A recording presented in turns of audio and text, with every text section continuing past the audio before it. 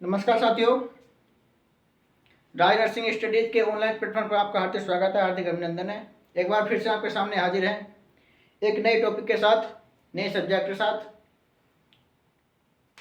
आज हम पढ़ेंगे पीडियाट्रिक। पीडियाट्रिक का एक महत्वपूर्ण टॉपिक, जो कि स्टेट का एग्जाम हो या सेंट्रल का एग्जाम हो, उसमें से क्वेश्चन फंसता ही फंसता है। मैं आपको बताना चाहूँगा आज हम कौन सा टॉपिक पढ़ने वाले हैं। पीडियाट्रिक का ग्रोथ एंड डेवलपमेंट एक बहुत ही इंपॉर्टेंट टॉपिक, इसमें से क्वेश्चन जरूर आता है। चाहे आप एनएचएम का एग्जाम देने जा रहे हो, चाहे स्टेट का कोई भी एग्जाम देने जा रहे हो, या सेंट्रल का कोई भी एग्जाम देने जा रहे हो, इसमें से क्वेश्चन आपको देखने को जरूर मिल जाएगा। तो आइए शुरुआत करते हैं। ग्रोथ एंड डेवलपमेंट क्या subject? Paediatric.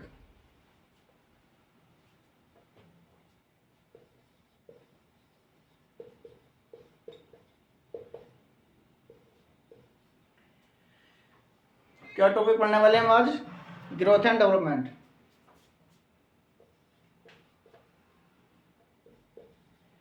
Growth and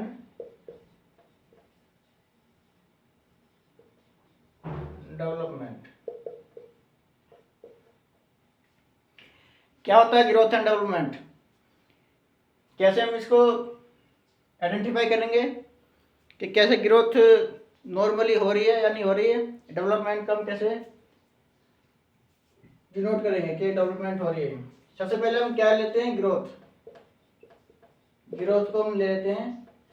growth किसे कहते हैं, क्या होती है ग्रोथ? इसमें हम कह सकते हैं कि इंक्रीज इन साइज, साइज का बढ़ना, इंक्रीजिंग इन वेट, वजन का बढ़ना, या क्या कह सकते हैं, मास, इंक्रीजिंग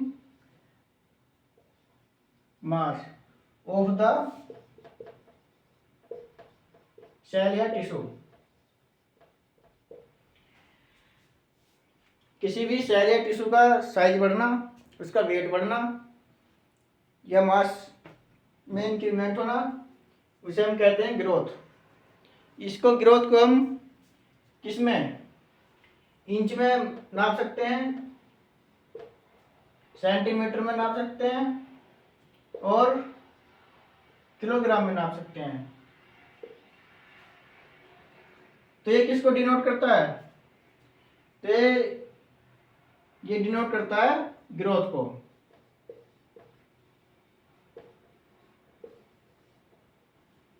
हम कह सकते हैं कि इंक्रीज इन साइज, साइज का बढ़ना, उसका वेट बढ़ना, एंड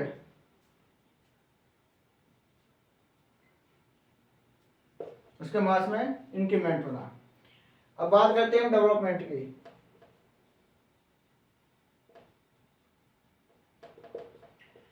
डेवलपमेंट किसे कहेंगे हम? डेवलपमेंट कैसे होगा, इसे हम क्या कह सकते हैं? It is a maturation of skill, maturation of skill, maturation of skill, capacity, capacity and function of a cell. Development को हम कह सकते हैं it is a maturation of skill, capacity and function of cell. इसे हम, तो ये growth का हम एक चीज मैं आपको बताना चाहूँ, जो ग्रोथ है एट ए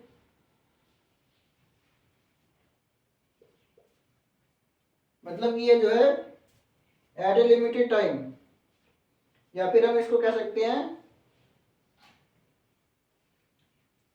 एक टाइम पे आके जो ग्रोथ रुक जाती है, सेल डिवीजन इसका बंद हो जाता है। सेल डिवीजन के बारे में आपको बताना चाहूँ, सेल डिवीजन क्या होता है? सेल डिवीजन मीन्स के एक सेल से दो सेल बनने, दो सेल से चार सेल बनने, चार से आठ सेल बनने, इसको हम कहते हैं सेल डिवीजन। तो एक ऐसा टाइम आता है जिसपे जो सेल डिवीजन रुक जाती है और सेल में की ग्रोथ रुक जाती है, इसलिए जो ग्रोथ नहीं हो पाती। डेवलपमेंट की अगर हम बात करें तो डेवलपमेंट ऑल ओवर लाइफ चलता है। क्या चलता है? All over life. इसका एक हिंदी अर्थ एक सामान्य भाषा में कहूँ तो सीखना। एक 50 साल का व्यक्ति भी साइकिल चलाना सीख सकता है। तो ये क्या किया उसने? ये डेवलपमेंट है। डेवलपमेंट ऑल ओवर लाइफ चलती है, ये कभी नहीं रुकती, कभी भी सीखा जा सकता है। इसलिए ये जो है मैच्योरेशन ऑफ स्किल है, इसलिए क्या क्या जाता है? क्वालिटी। ये क्वालिटी को दर्शाता है। ये डिनोट किसको करता है? क्वालिटी को। तो डेवलपमेंट के बारे में हम लिख सकते हैं it is A qualitative aspect. Qualitative aspect. और ग्रोथ को हम क्या कर सकते हैं? ये क्या है? इसको हम नाप सकते हैं, मतलब quantity. It is A quantitative aspect. Quantitative aspect. ये क्वांटिटी को डिनोट करता है और डेवलपमेंट क्वालिटी को डिनोट करता है। इसलिए हम कह सकते हैं it is A quantitative aspect and development it is A qualitative aspect. अच्छा, हम इसके बाद हम पढ़ने जा रहे हैं कि कौन से फैक्टर जो इफेक्ट करते हैं, कौन से फैक्टर अफेक्ट करते हैं ग्रोथ एंड डेवलपमेंट को। चलिए आगे बढ़ते हैं, देखते हैं कौन कौन से फैक्टर अफेक्ट करेंगे। फैक्टर अफेक्टिंग ऑफ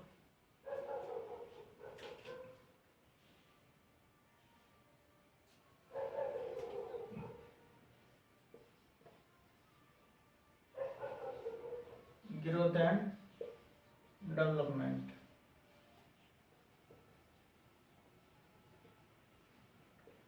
मेनली दो फैक्टर होते हैं जो ग्रोथ एंड डेवलपमेंट को इफेक्ट करते हैं। नंबर 1 हम लिखेंगे क्या? इंट्रा यूटेराइन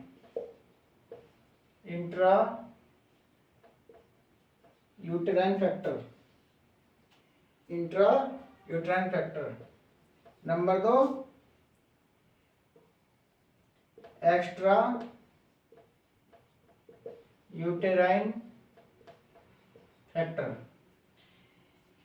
दो मेनली फैक्टर अफेक्ट करते हैं ग्रोथ एंड डेवलपमेंट को। एक अपना इंट्रा यूटेराइन फैक्टर और एक्स्ट्रा यूटेराइन फैक्टर।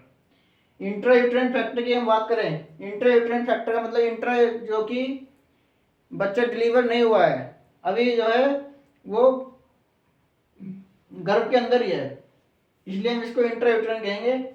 इसमें भी 3 फैक्टर आते हैं, ठीक है। नंबर 1 क्या है? Fetal factor.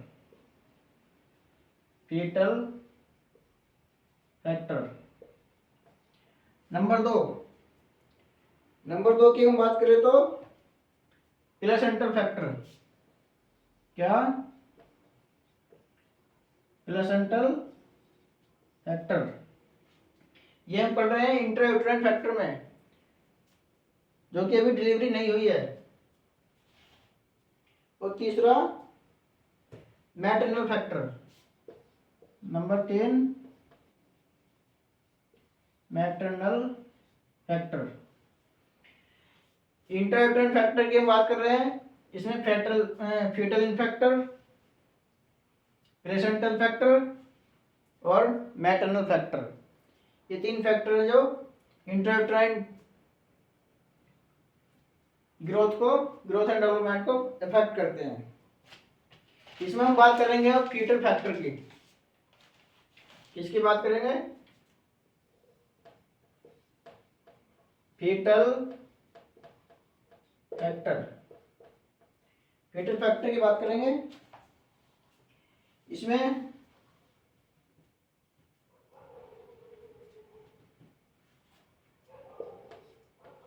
नंबर 1, इसमें भी 3 फैक्टर हैं। क्या? जेनेटिक। Number 2, gender. और नंबर 3, फीटल हॉर्मोन्स।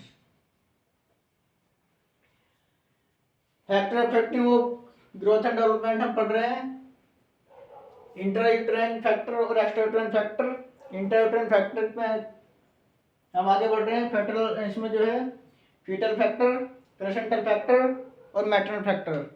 अभी नंबर 1 हम फीटल फैक्टर पढ़ रहे हैं। फीटल फैक्टर में 3 फैक्टर हैं, genetic factor, gender and fetal hormones. Genetic की हम बात करेंगे, क्योंकि जेनेटिक होता है जो है मतलब कि ग्रोथ जो है बच्चे की नहीं हो पाती, ये जेनेटिक होता है। जेंडर, जेंडर में से हम कह सकते हैं कि जो कि मेल है, फीमेल के कंपैरिजन ज़्यादा ग्रोथ देखने को मिलती है मेल में। मेल में ज़्यादा ग्रोथ देखने को मिलती है फीमेल के comparison. Fetal hormones, fetal hormones की हम बात करेंगे। आइए देखते हैं कौन कौन से हॉर्मोन्स हैं जो ग्रोथ एंड डेवलपमेंट को अफेक्ट करते हैं। किसकी बात करेंगे हम? Fetal hormones. फीटल हॉर्मोन्स की बात करेंगे।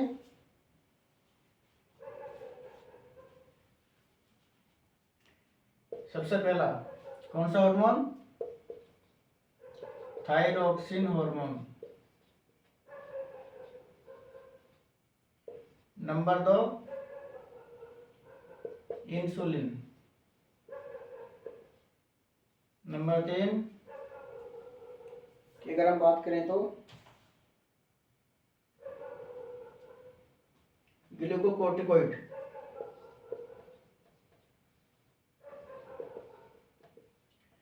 Glucocorticoid hormone.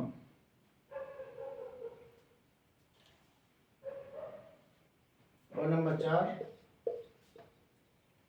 Growth hormone.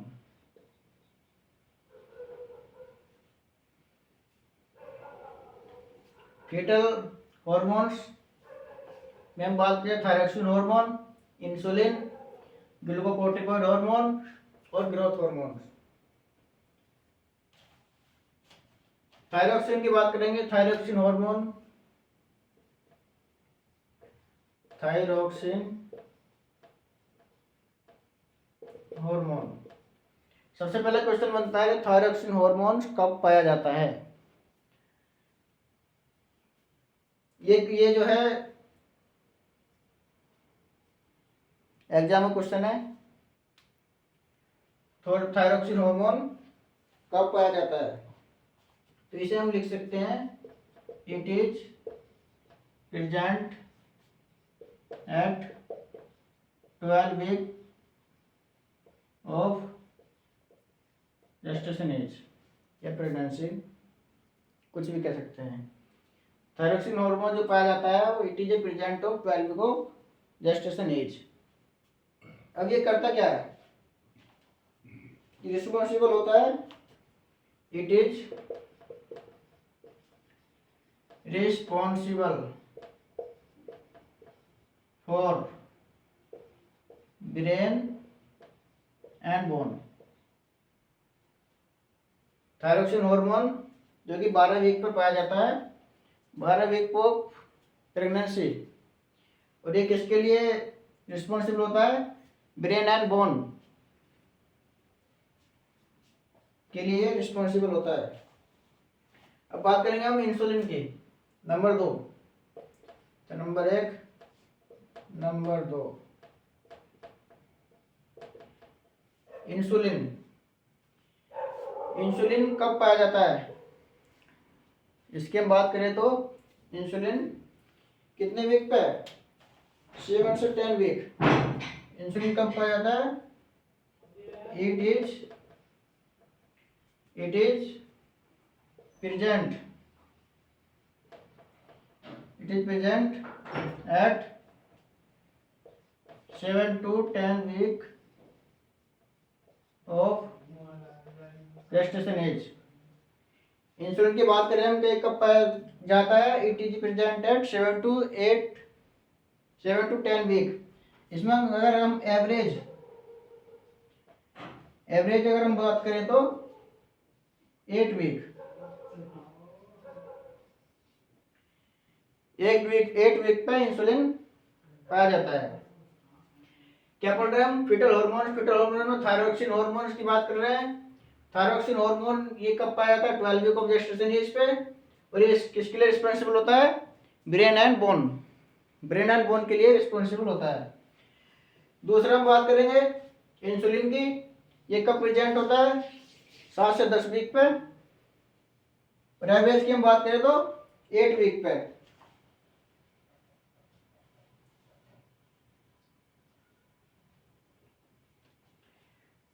ये किसके लिए रिस्पॉन्सिबल होता है? आइए देखते हैं इंसुलिन किसके लिए रिस्पॉन्सिबल होता है। थायरोक्सिन किसके लिए रिस्पॉन्सिबल था? ब्रेन एंड बोन के लिए। और ये कब पाया जाता है? 12 वीक ऑफ जेस्टेशन एज पे। हम किसकी बात कर रहे हैं? इंसुलिन की।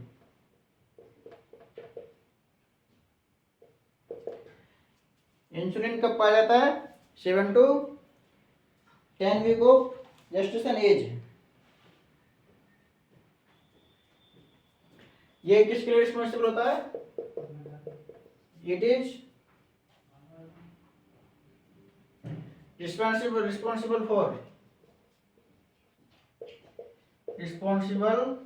फॉर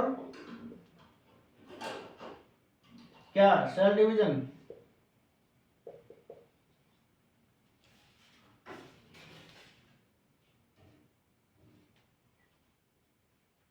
या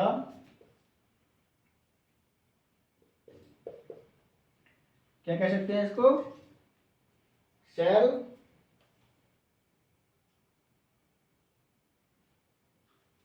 डिफरेंशिएशन।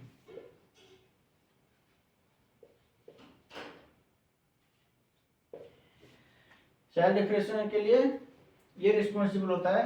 और ये इंसुलिन के साथ में, इंसुलिन अकेला ही इसके लिए रिस्पॉन्सिबल नहीं होता। इंसुलिन के साथ में थायरोक्सिन हार्मोन भी, insulin plus thyroxine hormone. Insulin और थायरोक्सिन हार्मोन सेल डिफरेंशिएशन के लिए रिस्पॉन्सिबल होते हैं। सेल डिफरेंशिएशन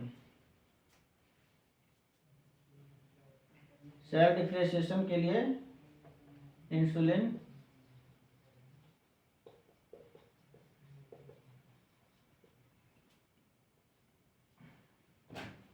रिस्पॉन्सिबल होता है।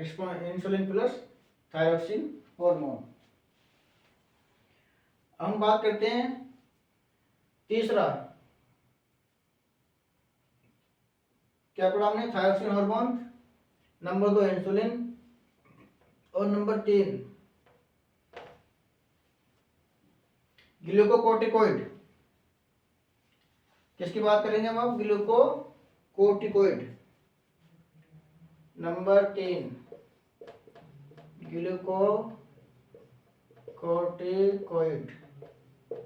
Glucocorticoid hormones. कोर्टिसोल,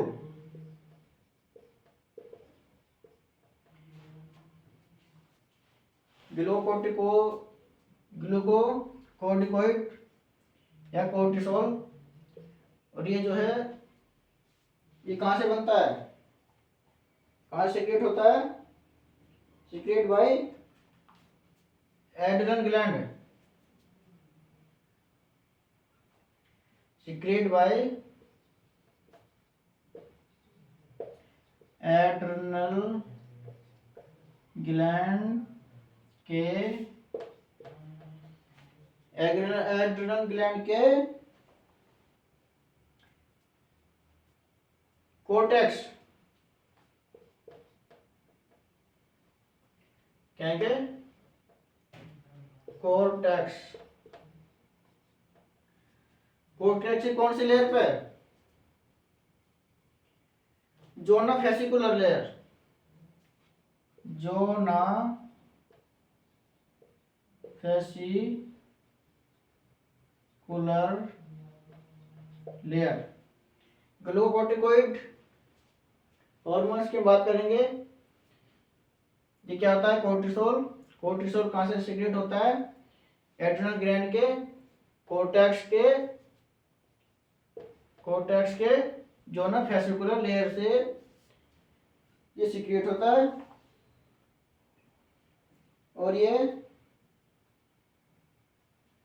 किसके लिए रिस्पॉन्सिबल होता है responsible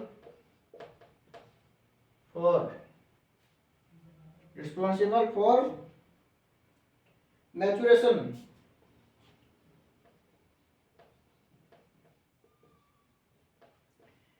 maturation of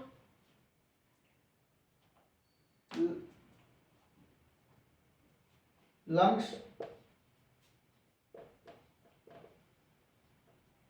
liver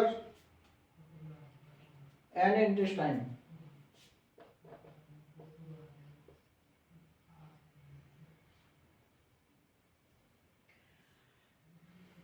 ग्लूकोकॉर्टिकोइड cortisol secreted by adrenal gland के कोर्टेक्स के भी जोना फेसिकुलर लेयर से और रिस्पॉन्सिबल किस लिए होता है maturation of lungs liver and intestine. आज हमने इतना देखा स्टार्ट किया हमने आज पीडियाट्रिक का ग्रोथ एंड डेवलपमेंट में हमने सबसे पहले क्या पढ़ा ग्रोथ क्या होती है डेवलपमेंट ग्रोथ हम किसको कहते हैं increase in size mass and weight of the cell and tissue का बढ़ना उसका साइज इंक्रीज होना इसे हम कहते हैं ग्रोथ। डेवलपमेंट की अगर हम बात करें डेवलपमेंट क्या होता है कि maturation of the skill capacity